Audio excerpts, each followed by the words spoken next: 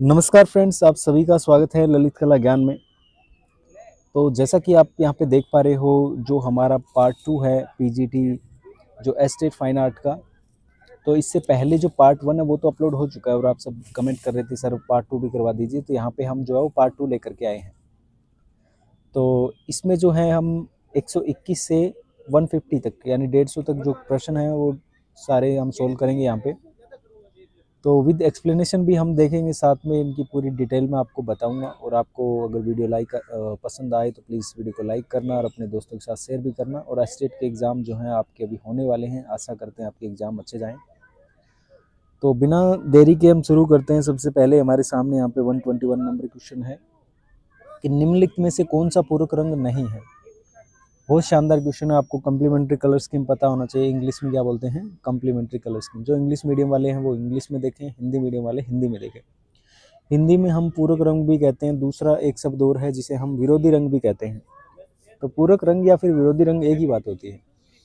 सबसे पहले हम बात करते हैं, हमारे सामने 3 प्राइमरी कलर होते हैं।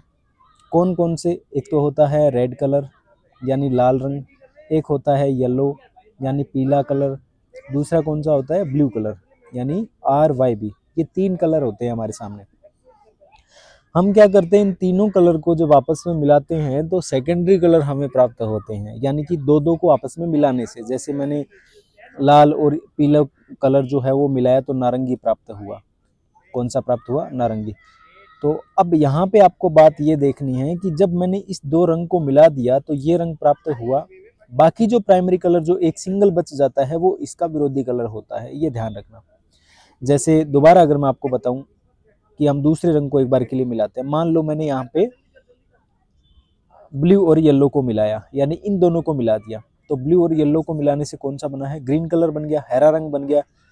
तो कहने का तात्पर्य ये है कि ये जो ग्रीन कलर है, GREEN ग्रीन कलर, ये प्राइमरी कलर जो बच जाता है एक सिंगल, जब 2 कलर को मिला देते हैं एक सिंगल बच जाता है, उसका वो कम्प्लीमेंट्री कलर स्कीम में आता है, यानी कि वो पूरक रंग कहलाता है। तो लाल का पूरक कौन सा हो गया? हरा। तो यहाँ पे देखो सबसे पहले यही लिखा हुआ है, लाल का रंग हरा, ये पूरक रंग है। यहाँ पे हमसे पूछा गया है कौन सा नहीं है। तो आगे देखिए, सबसे लास्ट में 4 नंबर ऑप्शन, ये भी देखिए कि पीला और बैंगनी। क्या मैंने पीले को, जब मैं सिंगल को रख लेता हूँ पीले कलर को, इसके विरोध में जब R और B बच गए, दोनों को मिला के देख लो क्या बैंगनी कलर बन रहा है? बिल्कुल बन रहा है। तो इसका मतलब ये भी नहीं है। आगे है नीला और यहाँ पे आगे है हरा, यानी कि नीले का विरोधी हरा। क्या नीले का विरोधी हरा होगा? नीले कलर के सामने इन दोनों को मिलाएंगे आपस में तो R और Y यानी कि नारंगी रंग होगा। तो नीले का विरोधी नारंगी होगा, ये नहीं होगा। तो इसका मतलब 3 नंबर इसमें नहीं है। ठीक है, इस तरीके से आप इसको समझना। और ये हर बार लगभग जो क्वेश्चन है वो देखने को मिलता ही है हमें एग्जाम में, तो आगे भी जो है वो क्वेश्चन मिल सकता है। इसके बाद में देखिए दोस्तों, एक चीज़ ये भी है कि आपसे ना कला की जो पुस्तकें हैं उनके बारे में ज़रूर पूछते हैं। ये HPSC का एक पैटर्न बन चुका है कि वो जब भी कोई एग्जाम कंडक्ट करवाती है तो उसमें वो बुक के रिगार्डिंग क्वेश्चन पूछते हैं कि ये बुक जो है वो कौन से राइटर के द्वारा लिखी गई है। तो आपको पता होना चाहिए कौन कौन सी बुक जो है मार्केट में अवेलेबल है और उनके राइटर कौन है। तो ये बहुत फेमस बुक है जिसका ये यहाँ पे टाइटल दिया गया है, रूपपर्द कला के मूल आधार। तो इसके लेखक आपको पूछे गए हैं। तो दोस्तों इसके लेखक हैं RA अग्रवाल सर। तो 3 नंबर इसका राइट ऑप्शन है। अच्छा, इसी के साथ में ना मैं आपको कुछ पुस्तकें हैं जिनकी मैं फोटोज दिखाना चाहूँगा आपको, ताकि आगे भी अगर आपसे कोई क्वेश्चन उन बुक से जो है वो आपको देखने को मिल सकता है। और अभी भी आगे भी एक दो क्वेश्चन और भी आए हुए हैं जो बुक के रिगार्डिंग है, और उनमें से आपके वो क्वेश्चन जो सही हो जाएंगे। चलिए एक बार मैं आपको बुक दिखा देता हूँ। सबसे पहले ये बुक आप देख पा रहे हो, इस बुक का नाम है रूपांकन। इस बुक के जो लेखक हैं वो है गिरिराज किशोर अग्रवाल। आप नीचे देख पा रहे होंगे, गिरिराज किशोर अग्रवाल। ठीक है, ध्यान रखना ये इस तरीके का इसका कवर है, रूपांकन नाम है और डॉक्टर गिरिराज किशोर अग्रवाल के द्वारा लिखी गई है। आगे नेक्स्ट बुक है, इसका नाम है कला और कलम। ये बुक भी डॉक्टर गिरिराज किशोर अग्रवाल के द्वारा लिखी गई है, आप जैसा देख पा रहे हो, कला और कलम। इसके बाद में नेक्स्ट देखिए, ये है बृहत आधुनिक कला कोश, और ये विनोद भारद्वाज के द्वारा लिखी गई पुस्तक है। यहाँ पे जो साइड में जो पेंटिंग बनी है वो मकड़ी और महिला जो है, लैंप भी है इसमें। तो ये जो पेंटिंग है ये MF हुसैन की पेंटिंग है। तो इस तरीके का ये कवर पेज है, बृहद आधुनिक कला कोश, विनोद भारद्वाज के द्वारा लिखी गई पुस्तक है। आगे वाली बुक देखिए, रूपपर्द कला के मूल आधार। ये आपसे पूछी गई थी फंडामेंटल ऑफ प्लास्टिक आर्ट, जिसके जो राइटर हैं वो है डॉक्टर R.A. अग्रवाल सर। ठीक है, तो इस तरीके से ये इसके लेखक हो गए। अब हम आगे देखते हैं दूसरी पुस्तक, ये है contemporary art in India A perspective, और इसके जो राइटर हैं वो है प्राणनाथ मागो, ये इसके राइटर हैं। Contemporary art in India A perspective के अकॉर्डिंग ये बुक लिखी गई है प्राणनाथ मागो के द्वारा। इसके बाद में नेक्स्ट बुक ये देखिए, भारतीय चित्रकला का इतिहास। ये एक बुक है जिसका राइटर यहाँ पे डॉक्टर अविनाश बहादुर वर्मा है, डॉक्टर अविनाश बहादुर वर्मा, और उसके साथ में अनिल वर्मा और संगीता वर्मा भी शामिल हैं। तो अविनाश बहादुर वर्मा आप नाम याद रखोगे। बुक का सीधा सीधा है भारतीय चित्रकला का इतिहास, केवल भारतीय चित्रकला का इतिहास। ठीक है, इसके बाद में फिर नेक्स्ट बुक देखिए, भारतीय चित्रकला का विवेचन, भारतीय चित्रकला का विवेचन, ये पुस्तक है जो डॉक्टर R.A. अग्रवाल के द्वारा लिखी गई है। तो ये कुछ इस तरीके से आपके सामने मैं यहाँ पे कुछ लिस्ट मैंने आपको दिखाई है। इनमें से कोई भी क्वेश्चन है जो आपके सामने आ सकता है, मैं अभी भी आगे एक दो क्वेश्चन आया जो आए हुए भी हैं और आगे भी आपको क्वेश्चन देखने को मिल सकते हैं। चलिए क्वेश्चन पे लेके चलते हैं आपको। जैसा कि मैंने आपको दिखाया, रूपपद जो ये कला के मूल आधार है, तो ये पुस्तक के लेखक कौन थे? Doctor R.A. अग्रवाल सर थे। अभी मैंने आपको दिखाया था वो पुस्तकें, आशा करता हूँ आपने नोट कर ली होंगी, नहीं की तो वीडियो को वापस से देख लो, दो पुस्तक जो है वो नोट कर लो, क्योंकि ये हर बार एग्जाम में जो पूछी जाती है। आगे देखिए कौन से दो, ये वापस से एक क्वेश्चन आया है। वापस से कहने का तात्पर्य ये है, अब ध्यान से समझिए कि ये बोला गया है कि दो रंगों को मिलाकर द्वितीय रंग प्राप्त होते हैं। ये बात सत्य है? बिल्कुल सत्य है। तो कौन से दो रंगों को मिलाकर द्वितीय रंग प्राप्त होते हैं? कौन से दो रंगों को मिलाकर द्वितीय रंग प्राप्त होते हैं? क्या हम तटस्थ रंग मिलाते हैं तो द्वितीय रंग प्राप्त होते हैं? क्या ठंडे रंग, क्या पूरक रंग? नहीं, हम क्या करते हैं, जो दो प्राथमिक रंगों को मिलाते हैं तो हमें द्वितीय रंग प्राप्त होते हैं। जब हम दो प्राथमिक यानी प्राइमरी कलर को जब हम मिलाएंगे तो हमें सेकेंडरी जो कलर है वो प्राप्त होंगे। इसके बाद में नेक्स्ट क्वेश्चन देखिए, नृत्यरत लड़की कांस्य की प्रतिमा की खोज कहाँ हुई? The dancing girl bronze statue discover, तो कहाँ पे डिस्कवर की गई? ये दोस्तों मोहनजोदड़ो से प्राप्त हुई है, आप सभी को पता होगा। और उस समय जो इंडस वैली सिविलाइजेशन जो है उससे रिगार्डिंग ये स्थल है, हड़प्पा, मोहनजोदड़ो, और ये जो दोस्तों स्थल है उनको जो कांस्य धातु है उसके बारे में पता था और लोहा धातु के बारे में पता नहीं था। जो आज का आधुनिक युग है वो लोहा युग है, और वो जो युग था वो कांस्य युग था, इसलिए उसको कांस्य युगीन सभ्यता भी कहा जाता है, कांस्य युगीन सभ्यता। और दोस्तों जो इंडस वैली सिविलाइजेशन की जो टाइम पीरियड है वो एक आदि ऐतिहासिक काल माना जाता है, लगभग वो आज से 5000 साल पुरानी बात है। आगे बढ़ते हैं, आगे वाला क्वेश्चन देखिए, जातक शब्द का उपयोग हुआ है। ये दोस्तों आपने देखा होगा बुद्ध भगवान से संबंधित है, अजंता में जातक कथाओं का प्रयोग हुआ है। तो बुद्ध भगवान की जन्म जन्मांतर की कथाएं यानी कि पूर्व का जीवन है, तो वो जीवन दर्शाने के लिए जातक शब्द का यहाँ पे प्रयोग किया गया है। तो 125 में क्या हो जाएगा? 3 हो जाएगा। इसके बाद में 126, किस मुख्य शासक के शासन में हमजानामा चित्रित किया गया था? दोस्तों हमजानामा जो है सूती कपड़े पर चित्रित किया गया था। ये दोस्तों वैसे तो क्या है, एक कागज़ लिया गया है, उस कागज़ के ऊपर कपड़ा चिपकाया गया है, फिर उस कपड़े के ऊपर काम किया गया है। ठीक है, तो काम कपड़े की साइड हुआ है, नीचे कागज़ की जो लेयर है वो चिपकाई गई है।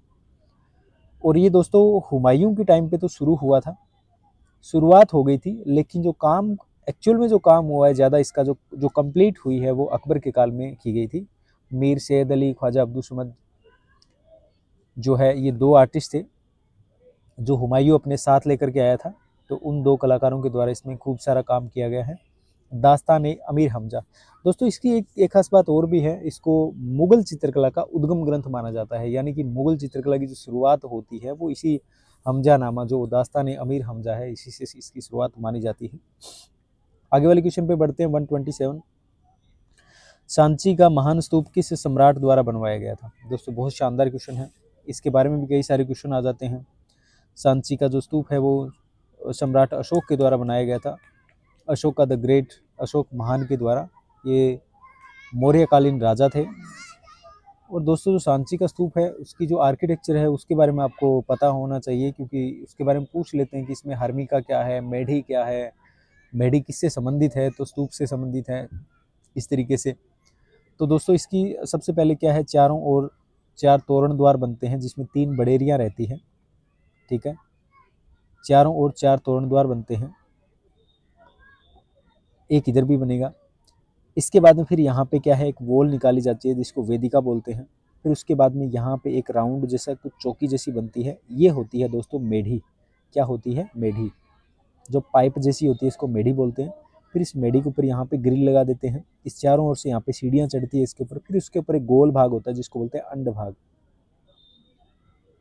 इसके ऊपर एक चौकोर जैसा कुछ बना होता है, बॉक्स जैसा कुछ रहता है, इसको बोलते हैं हर्मिका। क्या बोलते हैं, हर्मिका। इसको बोलते हैं हर्मिका। दोस्तों कहा जाता है कि जो बुद्ध भगवान की जो अस्थियां हैं वो इसी हर्मिका के अंदर हमें देखने को मिलती है, मतलब यहीं पे वो दफनाई गई थी। इस हर्मिका के ऊपर यहाँ पे छतर लगाया जाता है, जिसको छतर भी कहते हैं और छतरावली भी कहते हैं। अगर 2 से ज़्यादा 3, 4 इतनी भी लगी रहती है तो उनको छतरावलियाँ बोलते हैं। तो हर्मिका के ऊपर छतरावलियाँ लगी रहती हैं। तो इस तरीके का ये आर्किटेक्चर है। 4 तोरण द्वार हैं, फिर दीवार भी है, फिर यहाँ पे प्रदक्षिणा पथ रहता है, एक ऊपर भी प्रदक्षिणा पथ रहता है, 2 जगह प्रदक्षिणा पथ रहता है, एक नीचे भी है, एक मेढ़ी के ऊपर भी प्रदक्षिणा पथ है। तो इसका क्रम क्या है, नीचे मेढ़ी है, फिर उसके ऊपर अंड भाग है, फिर उसके ऊपर हर्मिका, फिर उसके ऊपर छत्रावलियाँ होती है। तो इस तरीके का ये इसका क्रम बनता है। फिर आगे वाला क्वेश्चन देखिए, ये वापस से मैंने जैसे कहा था आपको, ये बुक के रिगार्डिंग वापस एक और 2 क्वेश्चन आ रखे हैं दोस्तों इसमें, तो हो सकता है आगे भी आपको क्वेश्चन देखने को मिल जाए। भारतीय चित्रकला का इतिहास, ये मैंने आपको अभी बुक दिखाई थी, अविनाश बहादुर वर्मा। मैंने कहा ये आपको नाम याद रखना है, साथ में 2 लोग और भी थे।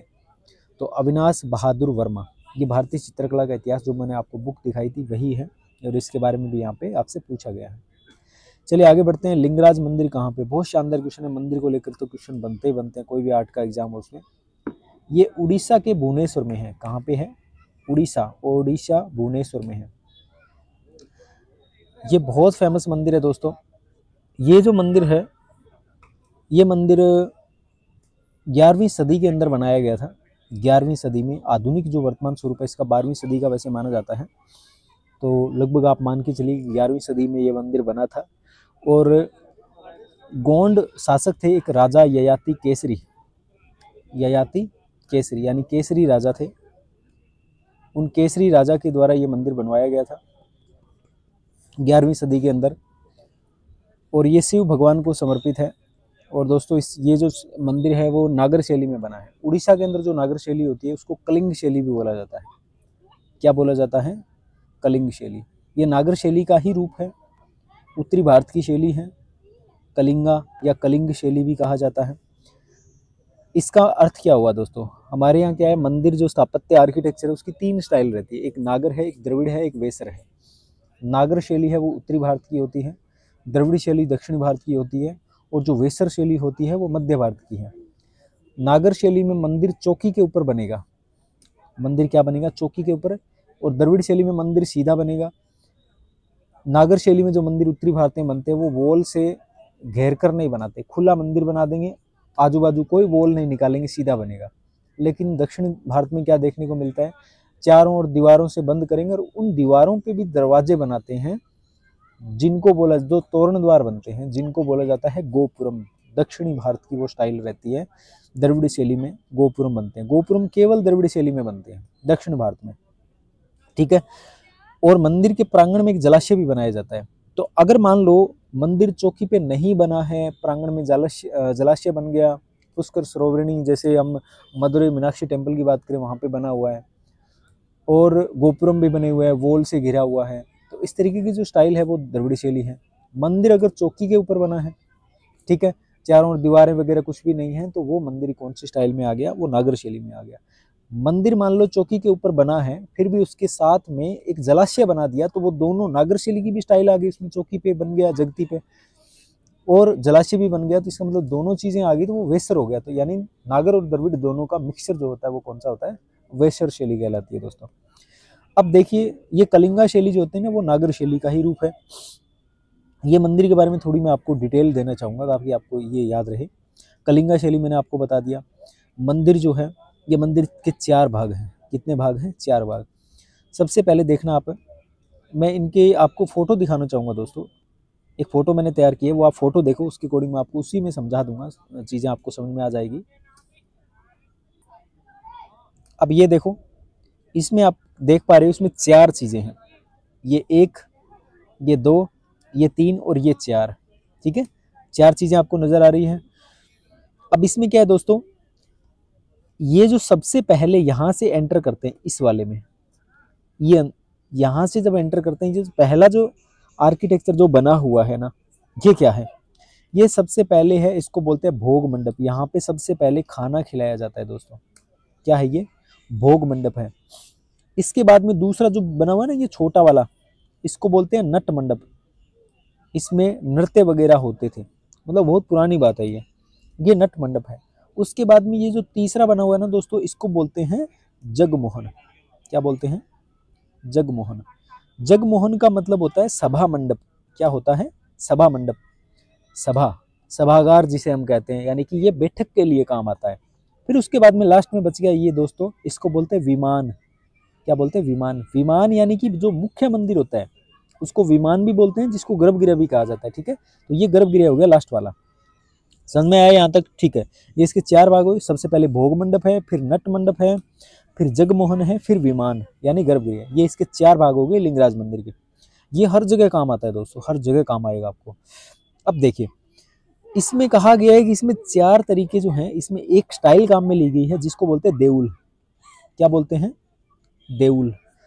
देउल नाम का एक तरीका है, जो एक स्टाइल है, जो आर्किटेक्चर में टेम्पल में काम में ली गई है। बहुत सारी जगह पे काम में ली गई है, खास करके उड़ीसा भुवनेश्वर के अंदर कई सारे मंदिर हमें देखने को मिलते हैं, और भी कई सारी जगह है। तो देउल जो है ना, एक तरीके की एक स्टाइल है, उसका एक नाम है देउल। उसमें क्या रहता है, इस देउल में भी कितने 3 प्रकार रहते हैं दोस्तों। 3 प्रकार कौन सा? एक तो है, देख लो, खाखरा देउल, खाखरा देउला, खाखरा, खाखरा। खाखरा का मतलब होता है दोस्तों खखरू। खखरू यानी कि लौकी। लौकी, आप सभी लौकी तो आप जानते ही होंगे, लौकी की सब्जी बनती है ना, वही लौकी, उसको खखरू बोलते हैं, और खाखरा भी कह सकते हो आप, ठीक है? तो खाखरा यानी लौकी यानी कि खखरू। ये कोई और मतलब, और जैसे यूपी में हो सकता है, बिहार में कई इस तरीके के शब्द काम में ले रहे होंगे, लेकिन लौकी जो शब्द है वहीं से वो खाखरा शब्द बना है, और इसी की ये स्टाइल है।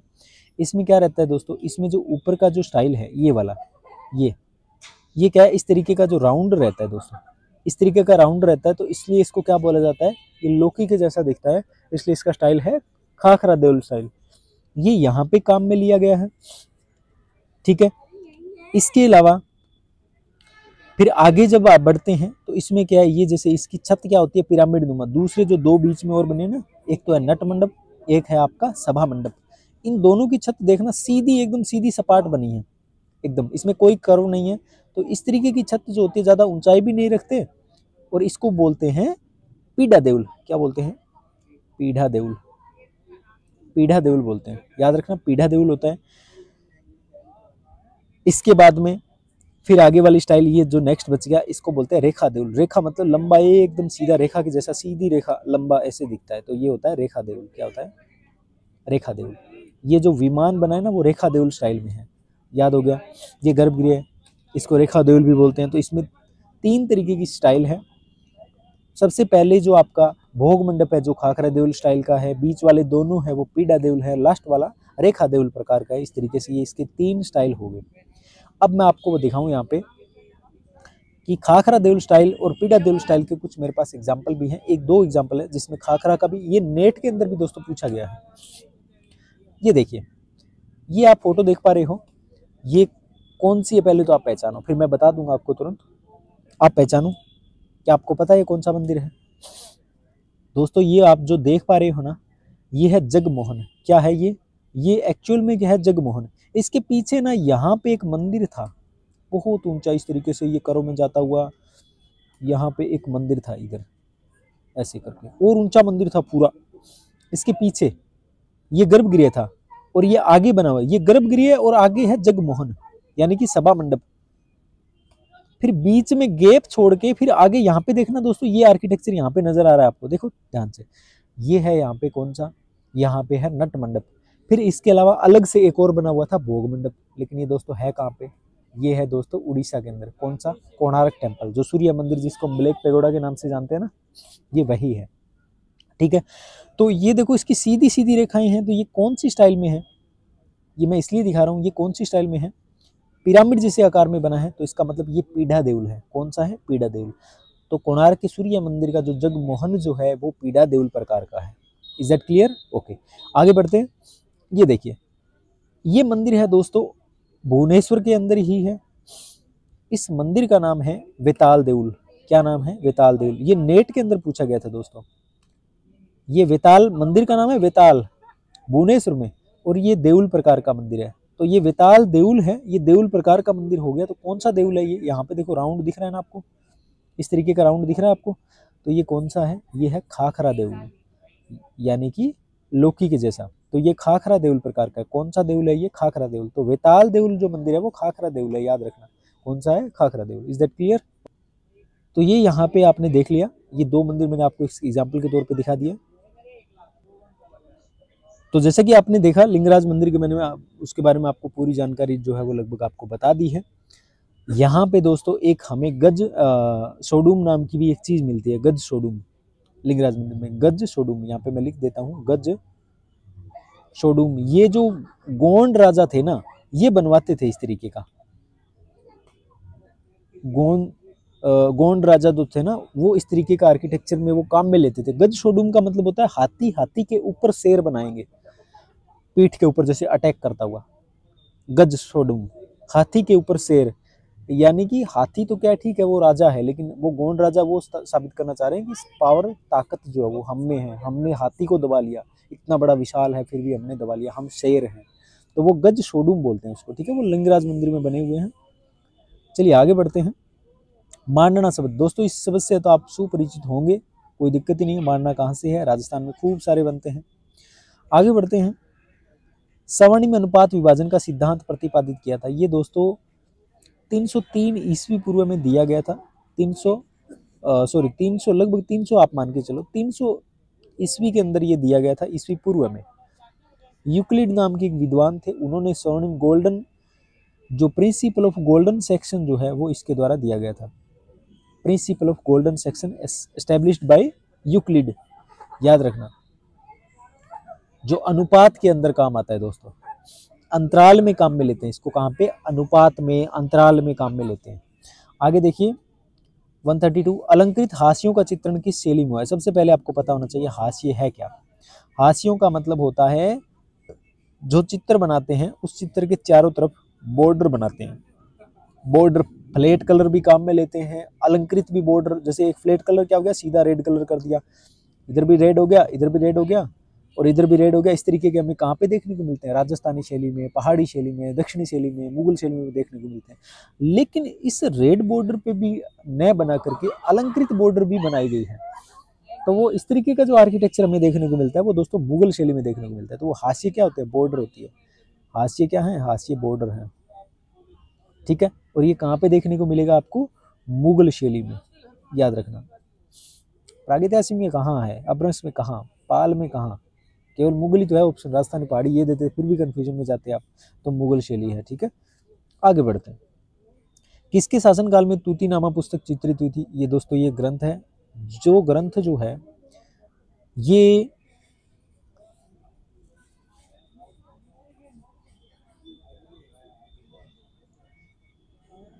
अकबर के काल में दोस्तों चित्रित हुआ था।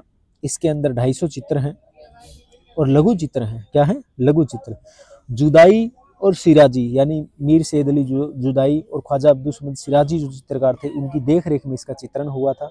और चेस्टर बेटी लाइब्रेरी डबलिन के अंदर इसकी अधिकांश जो काम है वो सुरक्षित है, और बाकी अन्यत्र भी जगह है, ऐसी बात नहीं है, लेकिन ज़्यादा जो काम है वो चेस्टर बेटी लाइब्रेरी डबलिन में है। 250 लघु चित्र यहाँ पे देखने को मिलते हैं। और तोते की प्रेम कहानियां हैं, जिसमें 51 कहानियां होती है तोते की। तोता क्या है, बोल सकता है, कहानी बता सकता है, तो वो एक राजकुमारी होती है, इसको वो कहानी बताता है। तो वो हर एक दिन की जैसे 51 कहानियां होती हैं, 51 दिन में 51 कहानियां सुनाती है। तो इस तरीके की वो एक जो है इसका चित्रांकन यहाँ पे हमें देखने को मिलता है। और किसके काल में हुआ है दोस्तों, वो आपको यहाँ पे पूछा गया है, तो किसके काल में हुआ है, ये हुआ है अकबर के काल में। ठीक है, चलिए आगे बढ़ते हैं। लिंसीड ऑयल, दोस्तों ऑयल का प्रयोग कहाँ पे लेंगे, ऑयल का प्रयोग तेल रंग में लेंगे। कहाँ पे लेंगे, तेल रंग में। लिंसीड ऑयल कहाँ पे, तेल रंग की जो पेंटिंग बनाते हैं ना उसमें काम में लेते हैं। आगे देखिए, इनमें से मुगल दरबार के ईरानी फारसी चित्रकार कौन है? मुगल दरबार के ईरानी फारसी चित्रकार कौन है? जब हुमायूं भारत आया था तो अपने साथ में 2 चित्रकारों को भी लेकर आया था। एक्चुअल में वो लेके नहीं आया था, पहले उनको इनवाइट किया था तबरेज नामक जगह पे। वो मीर सैद अली जुदाई और ख्वाजा अब्दुल समद, एक और दहा आर्टिस्ट, उन दोनों से मुलाकात हुई थी। उनको वो इनविटेशन देके आया था कि मैं बाहर जा रहा हूँ और वहाँ पे क्या है, आपको साथ में आना है तो आ सकते हो। तो अब वो आर्टिस्ट क्या है, वो यहाँ पे जब वो हुमायूं जब यहाँ पे अपना शासन स्थापित कर लेते हैं तो उसके बाद में वो जो मीर सैद अली और ख्वाजा अब्दुल समद जो है वो बाद में यहाँ पे इसके मुगल दरबार में आ जाते हैं और उनको राज चित्रकार के रूप में रखते हैं। और इन्होंने यहाँ पे खूब सारा जो है वो काम किया। तो ये ईरानी फारसी चित्रकार हैं, ईरान से यहाँ पे आए थे। इसके बाद नेक्स्ट क्वेश्चन है, इंद्रधनुष के सही क्रम पहचानिए। दोस्तों इंद्रधनुष का क्या है, प्रकाश के रंग, प्रकाश के कितने, 7 रंग। तो ये आपने देखा होगा अक्सर जब बारिश होकर रुक जाती है तो आसमान में ओस की जैसे बूंदें हो जाती है, उसकी वजह से हमें इंद्रधनुष दिखाई देता है। सूरज भी निकल जाता है तो इंद्रधनुष बनता है बहुत बड़ा सा, उसमें 7 रंग होते हैं। कितने होते हैं, 7 रंग। एक तरीका वो हो गया, ठीक है, हमने आसमान में नेचुरल देखा है, लेकिन उसके अलावा भी दोस्तों आपने कभी ये साइंस में पढ़ा होगा कि एक प्रिज्म होता है ट्राइंगल जैसा इस तरीके का। तो इसमें यहाँ से जब एक वाइट कलर की जब रोशनी निकालेंगे तो आगे जाके वो 7 रंग में डिवाइडेशन हो जाती है, ये प्रिज्म की सहायता से। इसकी सहायता से, प्रिज्म की सहायता से। सबसे पहले ये इंद्रधनुष के रंगों को प्रिज्म की सहायता से देखने वाला बंदा था आइजैक न्यूटन। कौन था दोस्तों, न्यूटन था। न्यूटन था सन 1600 ईस्वी में, लगभग 1600 ईस्वी में इन्होंने देखा था। 1605 के लगभग की बात है दोस्तों, ये 1605 के लगभग की बात है। आइजैक न्यूटन ने इसको देखा था प्रिज्म की सहायता से। जब उन्होंने सफ़ेद कलर को यहाँ पे लाइट इन्होंने डाली तो आगे जाके जो लाइट का जो रिफ्लेक्ट हुआ ना वो 7 रंगों में डिवाइडेशन हो गया था। और वो 7 रंगों का जो इन्होंने जो लिखा था वो किस तरीके से वो क्रम निकल के आया, तो वो दोस्तों ऐसे आया था, VIBGYOR। ये नोट कर लीजिए, इसको बोलते हैं विबग्योर। क्या बोलेंगे, विबग्योर। VIB, V यानी वॉयलेट, I यानी इंडिगो, B यानी ब्लू, G यानी ग्रीन, Y यानी येलो, O यानी ऑरेंज, R यानी रेड। तो देखो कहाँ पे है, वॉयलेट, इंडिगो, ब्लू, ग्रीन। देखो वॉयलेट, इंडिगो, ब्लू, ग्रीन, ये रहा यहाँ पे। 3 नंबर ऑप्शन आपका सही हो गया। बैंगनी, इंडिगो, नीला, हरा। आपको इंग्लिश में याद है तो कोई दिक्कत नहीं, इंग्लिश में साथ में देते, बिलिंगुअल पेपर होता है, कोई दिक्कत ही नहीं है। तो विबग्योर यानी वॉयलेट, इंडिगो, ब्लू, ग्रीन, ये जो कलर है violet, indigo, blue, green, yellow, orange और रेड, विबग्योर, ये 7 कलर होते हैं। ठीक है दोस्तों, अब ये हो रही है प्रकाश की बात। इसी के साथ मैं आपको एक चीज और बता देता हूँ। जब आपको प्रकाश के अगर भौतिक रंग हमारे पास है, पिगमेंट के जो रंग है, पिगमेंट मतलब रियल में पदार्थ है, उस पिगमेंट के प्राथमिक रंग पूछे तो आप बताते हो ना प्राथमिक रंग कितने, 3। कौन कौन से, लाल, पीला, नीला। लेकिन जब आपको अगर प्रकाश के 3 रंग पूछे प्राइमरी, तो वो कौन से होते हैं, वो होते हैं दोस्तों RGB। जैसे आपके पास मोबाइल की स्क्रीन है या आपके पास टेलीविजन है, आपके पास LED है, कोई भी है, तो उसके अंदर ये प्राथमिक 3 रंग होते हैं, लाल, हरा और नीला।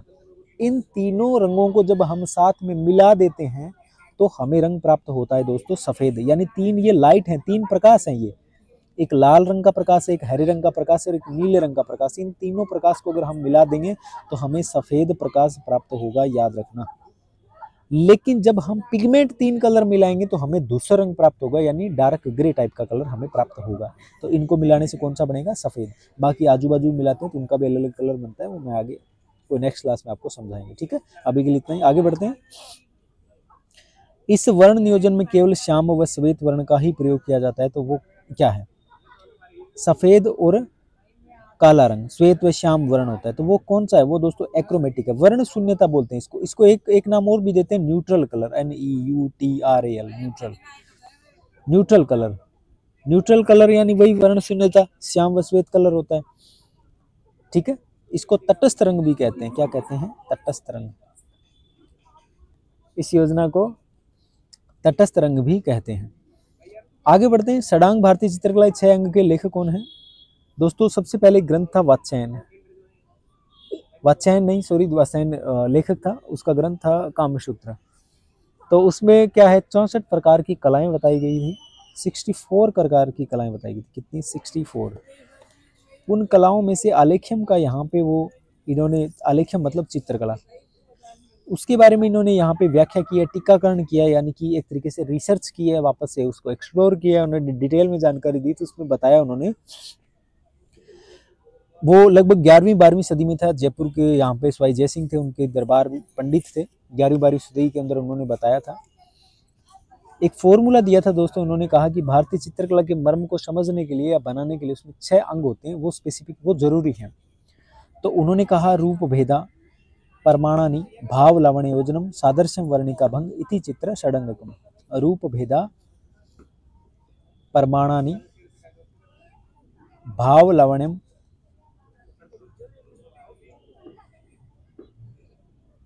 लवण्यम योजनम, ठीक है। तो रूप भेद, परमाण, भाव, लवण्य, यहाँ पे तो हो गए 4। रूप भेदा परमाणानि भाव लवण्य योजनम, 4 हो गए। फिर उसके आगे लिखा है इन्होंने सादृश्यम, सादृश्यम, ये इस तरीके से सादृश्यम, एक सेकंड, सादृश्यम, सादृश्यम वर्णिका भंग, वर्णिका भंग, सादृश्यम वर्णिका भंग इति चित्र षडंगकम। तो 4 वो हो गए थे, ये 5वां और ये 6ठा, कुल 6, ठीक है। ये कुल 6 षडांग दिए गए हैं, याद रखना इनका फॉर्मूला, रूप भेदा परमाणानि भाव लावण्य योजनम सादृश्यम वर्णिका भंग इति चित्र षडंगकम, सबकी बुक में लिखा हुआ है, अच्छे से इसको याद करो, ये काम आएगा। तो ये किसके द्वारा दिया गया है? जयपुर के दरबारी पंडित यशोधर पंडित है, यशोधर। आगे बढ़ते हैं, किस पुरातत्वीय क्षेत्र में प्रसिद्ध कैलाश मंदिर है? दोस्तों कैलाश मंदिर गुफा संख्या एलोरा की 16 नंबर है, उसको कैलाश मंदिर कहा जाता है। कुल 34 गुफाएं, आप सभी को पता होगा। त्रिवेणी जो 3 धर्म हैं, बौद्ध, जैन और हिंदू यानी वैष्णव धर्म, तो बौद्ध, जैन और वैष्णव तीनों धर्मों से संबंधित यहाँ पे हमें गुफाएं देखने को मिलती है। और सबसे ज्यादा जो गुफाएं वो हिंदू धर्म की, कुल 17 गुफाएं, ठीक है। उससे पहले 12 बौद्ध धर्म से संबंधित है, फिर 5 गुफाएं जो है वो जैन धर्म से संबंधित है। उस तरीके से कुल 34 गुफाएं यहाँ पे हमें देखने को मिलती है। तो ये याद रखना आप जरूर। एलोरा की गुफा संख्या 16 जो है वो कैलाश मंदिर है। यहाँ पे कैलाशोत्तोलन एक स्कल्पचर जो है वो यहाँ पे देखने को मिलता है। कैलाशोत्तोलन यानी कि रावण जो है वो कैलाश पर्वत को हिलाने का प्रयास करता है, शिव जी भगवान कैलाश पर्वत को अपने पैर, दाएं पैर के अंगूठे से उसको दबा लेते हैं, वो हिला नहीं पाते हैं। इस तरीके का जो है दृश्य हमें देखने को मिलता है। आगे दिया गया है बसावन। बसावन के साथ में एक आर्टिस्ट और भी है दोस्तों, एक जिसका नाम है दसवंत। ये हिंदू चित्रकार थे अकबर के दरबार में, दसवंत और बसावन। तो ये मुगल शैली हो जाएगी, कौन सी हो जाएगी? मुगल शैली। आगे बढ़ते हैं, 141 नंबर क्वेश्चन देखिए, बनी ठनी चित्र किसने चित्रित किया? दोस्तों बनी ठनी चित्रित जो चित्र है वो मोर ध्वज निहाल चंद ने किया था। किसने किया था? मोर ध्वज निहाल चंद ने। राजस्थानी शैली से संबंधित है, किशनगढ़ शैली मारवाड़ शैली से संबंधित है, ये भी याद रखना। शैली कौन सी है? किशनगढ़। किशनगढ़ स्कूल है, और किशनगढ़ किस में पड़ता है? मारवाड़ में पड़ता है। तो मारवाड़ के किशनगढ़ में यहाँ पे एक राजा थे जिनका नाम था राजा सावंत सिंह। क्या नाम था? सावंत सिंह। इनको नागरीदास की उपाधि दी गई थी, कृष्ण भक्त थे बहुत तगड़े वाले, तो नागरीदास की उपाधि थी सावंत सिंह को।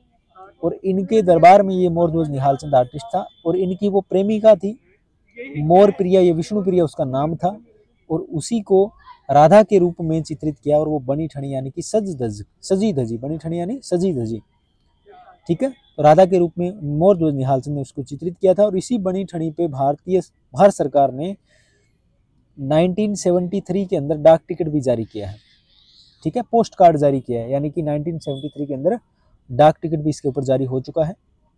आगे बढ़ते हैं, वधु का श्रृंगार, ब्राइड्स टॉयलेट। देखिए दोस्तों इंग्लिश में देखिए, कई बार यहाँ पे वधु का श्रृंगार न देके इंग्लिश में ऐसे लिख देते हैं ब्राइड्स टॉयलेट, ठीक है। ये तो आपको ये टॉयलेट का मतलब होता है श्रृंगार, ध्यान रखना ये। और एक बार तो नेट के अंदर दोस्तों क्वेश्चन आया था, ये कंफ्यूजन पैदा करता है। उसमें लिखा गया था, इसका तो ट्रांसलेट कर दिया उन्होंने ब्राइड का, तो उन्होंने क्या लिखा नेट के अंदर ऐसे लिख के दिया था, वधु का टॉयलेट। किसके द्वारा बनाया गया चित्र है वधु का टॉयलेट? इस तरीके से लिखा, वधु का टॉयलेट। दोस्तों वधु का टॉयलेट मतलब क्या हुआ? कंफ्यूजन पैदा करने वाला। इधर देखा ब्राइड्स टॉयलेट, यानी कि अमृता शेर की सीधा सीधा ऑप्शन था। तो ये इस तरीके से क्या है, वो ट्रांसलेट जब करते हैं ना तो उसमें वो गलतियां करते हैं, तो वो ये भी बोलते हैं कि जो हमारा इंग्लिश का जो पैटर्न है ना वो माना जाता है सही, तो उसके बेस पे हम रीट लगा सकते हैं। बाकी हिंदी में तो कोई गलती है उसका कोई लेना देना नहीं है, ठीक है, वो याद रखना आप। तो इंग्लिश और हिंदी दोनों साथ में लेके चलेंगे। आगे वाले क्वेश्चन पे बढ़ते हैं। शाहजहां के अंतिम दिन चित्र जो है वो किसके द्वारा बनाया गया? शाहजहां के अंतिम दिन बहुत शानदार कृति है, अवनींद्रनाथ टैगोर के द्वारा बनाई गई है। वो चित्र मैं आपको दिखा देता हूँ। ये जो चित्र आप देख पा रहे हो दोस्तों, ये है शाहजहां का अंतिम दिन। ये आगरा का जो फोर्ट है, उस आगरा के फोर्ट के अंदर है, लेटे हुए अंतिम दिन में इनकी दासी यहाँ पे कोई बैठी हुई है और वो ताजमहल बनता हुआ देख रहे हैं यहाँ से। तो इस तरीके की जो कृति है वो किसने बनाई है? बहुत शानदार पेंटिंग, ये लघु चित्रकला है, मिनिएचर आर्ट के रूप में बनाई है। ये अवनींद्रनाथ ठाकुर के द्वारा जो है वो बनाई गई है। आपने देख ली होगी अच्छे से, यहाँ से भी दिखा देता हूँ, ठीक है। चलिए अब आगे वाला क्वेश्चन देखिए 144। सहयोग, सामंजस्य, संतुलन, प्रभाविता, प्रवाह, प्रमाण, ये क्या है? ये 6 क्या है? ये संयोजन के सिद्धांत है। रेखा, रूप, रंग, तान, पोत, अंतराल वो क्या होते हैं? कला के तत्व होते हैं। और ये क्या है? ये संयोजन के सिद्धांत है दोस्तों। ये बहुत सिंपल क्वेश्चन पूछा, आप आराम से कर सकते हो। आगे वाला क्वेश्चन देखिए, यक्ष की मूर्ति किसके द्वारा बनाई गई थी? दोस्तों ये मूर्ति राम किंकर बेज के द्वारा बनाई गई है, राम किंकर बेज के द्वारा। और ये मूर्ति जो नई दिल्ली के अंदर भारतीय रिजर्व बैंक है उसके मेन गेट के आगे दोनों तरफ लगी है यक्ष और यक्षी की प्रतिमा। ये इसकी फोटो मैं आपको दिखा देता हूँ एक बार, ताकि आपको क्लियर हो जाए। और ये पत्थर में बनाई गई दोस्तों। वैसे तो राम किंकर बेज सीमेंट व कंक्रीट में काम करते थे, लेकिन ये स्पेशली बनवाई गई थी पत्थर के अंदर, ठीक है। चलिए मैं इसकी पेंटिंग आपको दिखा देता हूँ एक बार दोस्तों। एक बार मैं ये पेंटिंग जो आप देख पा रहे हो, वधू का श्रृंगार, ये पेंटिंग है वो अमृता शेरगिल के द्वारा बनाई गई है।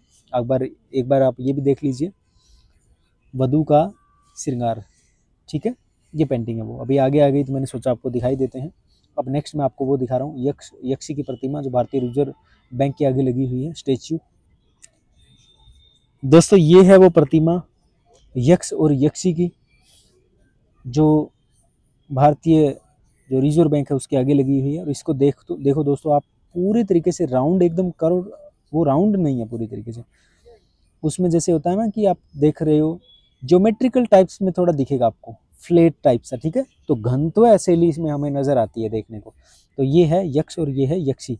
ये बनाई गई है राम किंकर बेज के द्वारा बनाई गई प्रतिमाएं हैं, दोनों पत्थर में बनाई गई है, भारतीय रिजर्व बैंक के आगे लगी हुई है। बहुत बड़ी प्रतिमा, 24 फुट के लगभग है, ठीक है। तो अभी यहाँ पे आपने देखी यक्षी की प्रतिमा जो है वो राम किंकर बेज के द्वारा बनाई गई है। इसके बाद में आगे वाला क्वेश्चन देखिए। आगे वाला क्वेश्चन है 146। शब्द बोजार किस भाषा से व्युत्पन्न हुआ है? दोस्तों बड़ा पेचीदा क्वेश्चन है। बोजार शब्द पूछा है। बोजार शब्द क्या होता है? यहाँ पे एक चीज देखिए आप, ये चीज मैंने जैसे पढ़ी है तो मैंने बेक्स आर्ट्स ये जरूर पढ़ा है, अमृता शेरगिल ने भी यहाँ से अध्ययन किया था। ये एक स्कूल है, क्या है? एक स्कूल। बेक्स आर्ट्स जो है ना, ये एक पेरिस के अंदर एक स्कूल है। कहाँ पे? पेरिस में। पेरिस कहाँ पड़ता है? फ्रांस में। फ्रांस यानी कि फ्रेंच। तो ये बात क्लियर हुई कि ये फ्रेंच से लिया गया शब्द है। बेक्स आर्ट का मतलब होता है दोस्तों फाइन आर्ट। बेक्स का मतलब होता है फाइन, ये फ्रेंच का शब्द है जिसका मतलब होता है फाइन आर्ट। फाइन, बेक्स मतलब फाइन और आर्ट मतलब आर्ट, यानी कि फाइन आर्ट। तो ये फाइन आर्ट का कॉलेज है दोस्तों, जिसमें क्या लिखा गया है, एक कॉलेज डेस बेक्स आर्ट, इस तरीके से ये नाम का एक कॉलेज है जो फ्रांस में पड़ता है। तो बेक्स आर्ट्स मतलब क्या है? फाइन आर्ट का ये कॉलेज है, याद रखना दोस्तों आप। आगे भी ये क्वेश्चन जो है वो आ सकता है।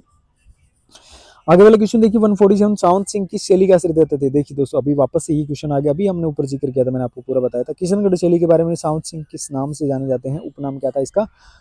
नागरीदास। और यहाँ पे बनी ठनी चित्रित हुई थी, कहाँ पे हुई थी? किशनगढ़ के अंदर। कौन सी शैली से संबंधित है? किशनगढ़ मारवाड़ शैली से संबंधित है। और मोर ध्वज निहाल चंद के द्वारा जो पेंटिंग बनाई गई थी उसका टाइटल था बनी ठनी, और वो राधा को रिप्रेजेंट करके वो बनाई गई थी पेंटिंग। और उसका दोस्तों जो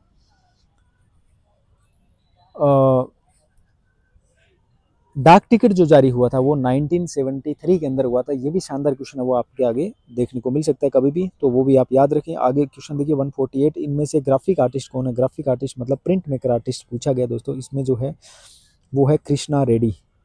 कृष्णा रेड्डी। कौन सा है दोस्तों? कृष्णा रेड्डी। कृष्णा रेड्डी पेरिस गए थे, फ्रांस गए थे, वहाँ पे एक एटेलियर 17 नाम का एक संस्था चली थी, उस संस्था के अंदर इन्होंने पार्टिसिपेट किया था, उसको बनाने में भी इसका योगदान था। और ये वहाँ पे प्रिंट मेकिंग सीख के आए थे और उसके बाद में प्रिंट मेकिंग ही करते गए और प्रिंट मेकर के रूप में बहुत ज़्यादा फेमस आर्टिस्ट हैं। जब प्रिंट मेकर आर्टिस्ट इंडिया के अंदर नाम लेते हैं तो इनका नाम भी लिया जाता है दोस्तों, याद रखना। और इनकी जो कृति है वो है व्हर्लपूल। व्हर्लपूल यानी कि भंवर, भंवर नाम की इनकी कृति बनाई है। हिंदी में भंवर है, इंग्लिश में व्हर्लपूल नाम की कृति है जो इसके द्वारा बनाई गई, कृष्णा रेड्डी के द्वारा। आगे बढ़ते हैं, ये कुछ जानकारियां जो आपको याद रखनी है, नोट भी करते जाना साथ में। आगे वाला क्वेश्चन देखिए, भारतीय चित्रकला के पुनर्जागरण काल को माना जाता है या जाना जाता है। भारतीय चित्रकला का पुनर्जागरण काल कौन सा है? वो है दोस्तों बंगाल शैली। क्यों? इसका रीजन आप देखिए क्यों है। क्योंकि दोस्तों इस बंगाल शैली से पहले थी कंपनी शैली। कंपनी शैली क्या कर रही थी? कंपनी शैली ने जो वेस्टर्न की जो ऑयल टेक्निक है, तेल चित्रण की जो तकनीक है, उस टेक्निक को उन्होंने क्या कर दिया था इसके अंदर, अपने भारत के अंदर वो उसी में काम करवा रहे थे, लोगों से पैसे देते थे, अपनी फैमिली की पेंटिंग्स बनवाते थे। कंपनी शैली का ही वही हो गया था सिस्टम। इससे पहले क्या अपनी भारतीय शैली थी प्रॉपर, मुगल है चाहे राजस्थानी शैली, वो यहीं की है, यहीं की मानी जाती है। लेकिन वो पूरी की पूरी वेस्टर्न टेक्निक आ गई, वेस्टर्न स्टाइल आ गया, वेस्टर्न स्टाइल में काम करवा रहे थे, उनको वही चीज़ पसंद आ रहा था। और यहाँ के आर्टिस्ट क्या करने लग गए, उनको अनुसरण करने लग गए। वहाँ से अंग्रेज आर्टिस्ट आते थे, उनको देख के ये भी काम शुरू उन्होंने भी कर दिया। फिर क्या हुआ, बंगाल जो शैली थी दोस्तों, बंगाल के यहाँ के जो आर्टिस्ट थे, जैसे रविंद्रनाथ ठाकुर है, अवनिंद्रनाथ ठाकुर है। अवनिंद्रनाथ ठाकुर को माना जाता है वैसे तो बंगाल के जो जन जागरण करता है, और रविंद्रनाथ ठाकुर का भी योगदान है क्योंकि उन्होंने वो स्कूल खड़ा किया था, ठीक है, शांति निकेतन बनाया था। और अवनिंद्रनाथ ने वो ये जो है, इसके साथ में एक ईवी हवेल भी थे वेस्टर्न के, वो भी एक अंग्रेज थे, लेकिन फिर भी उन्होंने अपनी जो भारतीय कला उसको सपोर्ट किया। उन्होंने कहा कि जो अपनी भारतीय चित्रकला है उसके मर्म को समझ के ही हमें आगे पेंटिंग बनानी है, क्योंकि इसकी जो रियलिटी है वो समझे थे। तो इसमें क्या है कि अपनी जो अजंता शैली है, मुगल, पहाड़ी, राजस्थानी, दक्षिणी शैली, ये सारी की शैलियाँ, उनके चित्र जो हैं वो देखो और उनको देख करके आप काम करो। तो वो क्या है, अपनी भारतीय शैली को ही रिप्रेजेंट करना चाह रहे थे। वो चाह रहे थे वेस्टर्न को मत सीखो, वो कोई चीज़ नहीं, वो तो कॉपी पेस्ट वाली चीज़ है, ठीक है। तो इस तरीके से तो बंगाल शैली के दौरान ये ऐसा हुआ था। इससे पहले क्या है, वेस्टर्न आर्ट की तकनीक आ गई थी, इसलिए नया पुनर्जागरण हुआ, एक नया उत्थान हुआ, इसलिए इसको पुनरुत्थान भी कहा जाता है भारत के अंदर, ठीक है दोस्तों। इसके बाद में आगे और लास्ट प्रश्न है 150, जिसमें कहा गया कि वह रंग जो प्रफुल्लता प्रकाश, वह रंग जो प्रफुल्लता प्रकाश, बुद्धिमता, प्रसन्नता और समीपता दर्शाता है, इस तरीके का रंग कौन सा है? क्लोजनेस भी है उसमें, प्रफुल्लता भी है, प्रकाश भी है दोस्तों, लाइट भी है, विजडम भी है। तो इस तरीके का कलर कौन सा है दोस्तों? वो है येलो कलर। कौन सा है दोस्तों? येलो कलर, यानी कि पीला रंग। ये आज का लास्ट क्वेश्चन है। और भी जो रंग है उन सभी के प्रभाव दोस्तों आप याद कर लो, एग्जाम में लगभग पूछे ही जाते हैं ये क्वेश्चन, हर जगह आपको देखने को मिल जाएंगे। तो दोस्तों यही, इसी के साथ ये हमारा लास्ट क्वेश्चन था। आशा करता हूँ ये वीडियो आपको पसंद आया होगा। अगर पसंद आया है तो हमें कमेंट करके ज़रूर बताएं, और एचटेट को लेकर के आपकी क्या रणनीति है, आप कैसे कर रहे हो तैयारी। ओल्ड पेपर भी जैसे दोस्तों आपको डिटेल के साथ, एक्सप्लेनेशन के साथ सोल्व करने चाहिए, मैं करवा रहा हूँ। आपको और भी पेपर चाहिए तो आप मेरे को कमेंट करके ज़रूर बताएं, ताकि मुझे भी हौसला मिले तो मैं वीडियो लेकर के आऊँ। तो इसका पार्ट 2 मैंने आज अपलोड किया है, पार्ट 1 पता नहीं मैंने कब अपलोड किया, मुझे याद भी नहीं है दोस्तों, देखना पड़ेगा वो भी। तो ये मैं इसलिए कह रहा हूँ कि अब आप सभी का प्यार है, आपने कमेंट किया, आपने बोला कि सर आप पार्ट 2 भी लेकर के आइए, वो भी अपलोड कीजिए, इसलिए यहाँ पे पार्ट 2 हम वापस से लेके आ गए हैं। तो इस वीडियो को लाइक भी करना दोस्तों, और अपने दोस्तों के साथ शेयर भी करना, और वीडियो चाहिए अगर आपको तो प्लीज़ हमें कमेंट भी करना। और नए हो हमारे चैनल पे तो हाथ जोड़ के विनम्र निवेदन है कि आप हमारे चैनल को प्लीज़, ये छोटी सी फैमिली है, इसको थोड़ा बड़ा करना है हमें। LKG नाम से है, ललित कला ज्ञान, तो इसको आप प्लीज़ ज़रूर से सब्सक्राइब कर लेना। तो इसी के साथ में इतना ही, धन्यवाद। फिर मिलेंगे नेक्स्ट वीडियो के साथ, तब तक के लिए बाय बाय, टेक केयर।